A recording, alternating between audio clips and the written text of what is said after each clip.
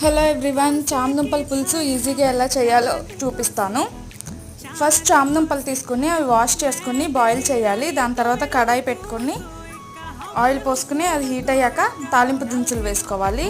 తాలింపు దినుసులు వేసాక ఒక ఆనియన్ 2 గ్రీన్ చిల్లీస్ తీసుకుని కట్ చేసి దాంట్లో వేయాలి. అవి గోల్డెన్ కలర్ వచ్చాక ఒక టమాటో తీసుకుని కట్ చేసి దాంట్లో వేయాలి. అది కుక్ అయ్యాక కొంచెం ఉప్పు, కారం, గరం మసాలా వేసి కొంచెం వాటర్ పోసుకొని మొత్తం మిక్స్ చేసుకోవాలి, ఎందుకంటే కారం మాడకుండా ఉండటానికి. దాని తర్వాత చూసారా, చామదుంపలు వేసాను.